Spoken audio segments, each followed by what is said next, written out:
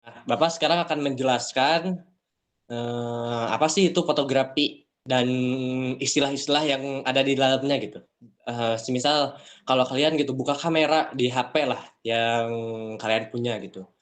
Pasti kalau kalian masuk ke mode pro atau misalkan kerincian foto di dalamnya pasti ada ISO, exposure dan lain-lain. Misalkan kalian apa sih artinya ini, apa sih maksudnya ini. Nah, Bapak akan menjelaskan gitu pada pertemuan kali ini.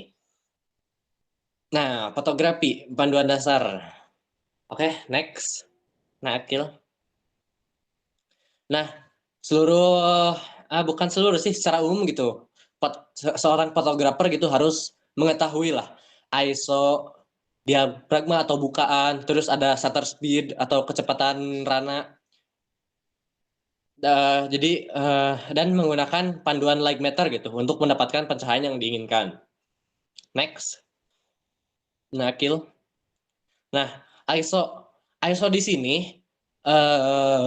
apa sih? Kepekaan media perekam gambar gitu atau sensor CCD atau CMOS. Nah, CCD atau CMOS ini eh apa sih singkatan dari Charge Coupled Device sama Complementary Metal Oxide Semiconductor atau lebih simpelnya sensor lah, sensor cahaya gitu.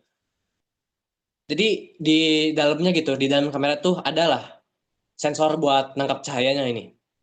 Nah, terus satuannya pada umumnya ISO itu ada 100, 200, 400 sampai 3200 lah. Nah, semakin tinggi ISO, maka media rekaman tersebut semakin peka gitu terhadap cahaya. Jadi misal kalau kalian apa sih melihat gitu foto bintang atau foto ya pada malam hari. Nah, si ISO-nya itu besar lah.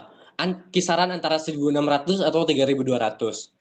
Nah, kemudian semakin minim kekuatan semakin minim ISO-nya gitu. Misalkan 100, 200. Nah, itu si cahayanya semakin sensitif gitu. Semakin cerah gitulah. Next, Nakil.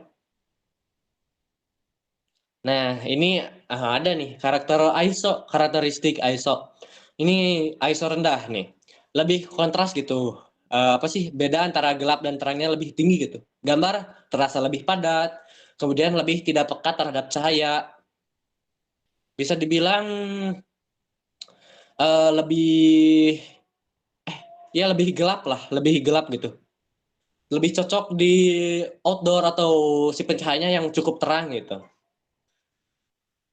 Next. Nah, kemudian ada ISO tinggi.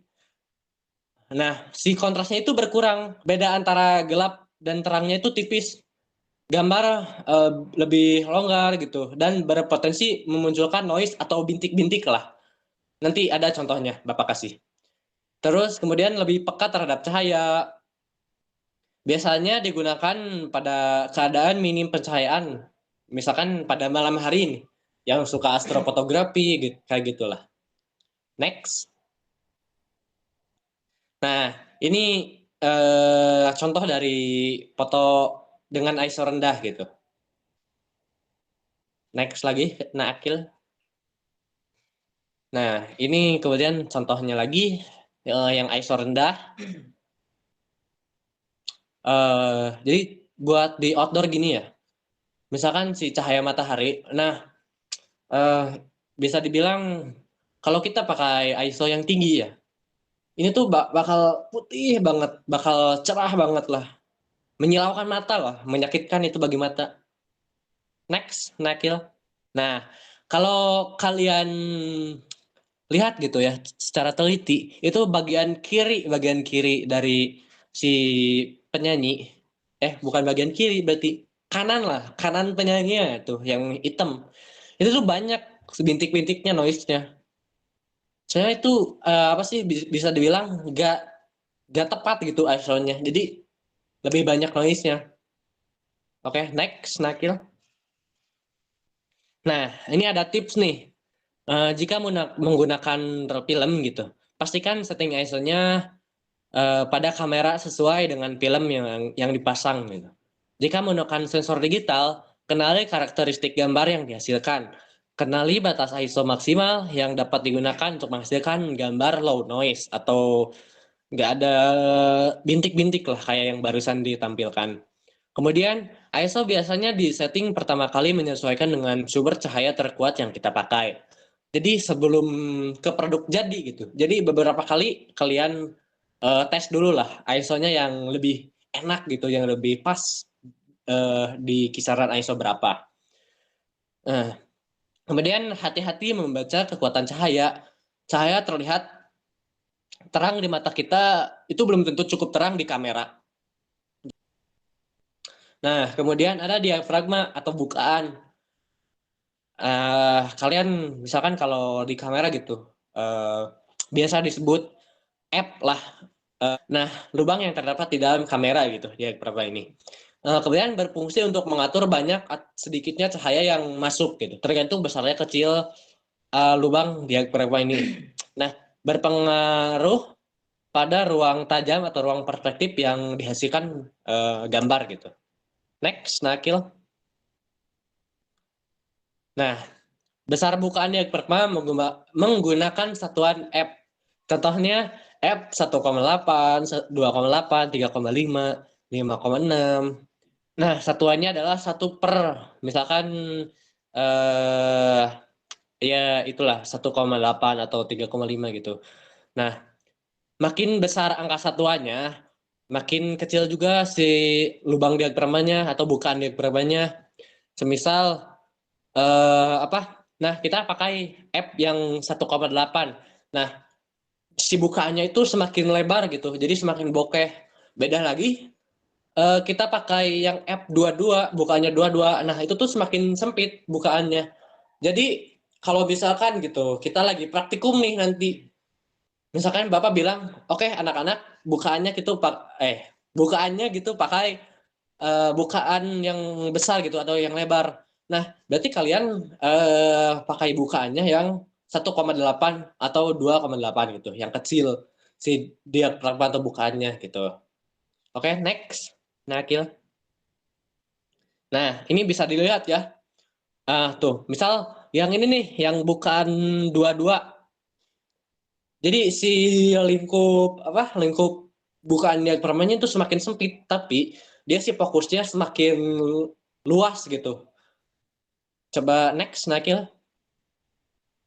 Nah, ini apa sih efek diafragma atau bukaan gitu. Ruang tajam sempit, jadi daerah yang tajam sempit itu terjadi ketika angka satuan diafragma kecil, lubang yang dihasilkan itu besar atau lebar, seperti yang Bapak katakan tadi lah. Kemudian ruang tajam luas terjadi jika angka satuan diafragma besar, semisal 22, nah lubang yang dihasilkan kecil gitu, sempit. Oke, next, Nakil. Nah, ini misal contoh apa sih yang menggunakan diafragma atau bukaan besar gitu, atau si diafragmanya kecil, sempit, apa sih 1,8 lah, 1,8 mungkin atau 2. Oke, next. Ini misalkan ini untuk ruang tajam luas ya contohnya. Nah, ini tuh pakai F22, F11, 16. Jadi si fokusnya tuh menyebar gitu, nggak terfokus ke satu titik kayak yang sebelumnya gitu.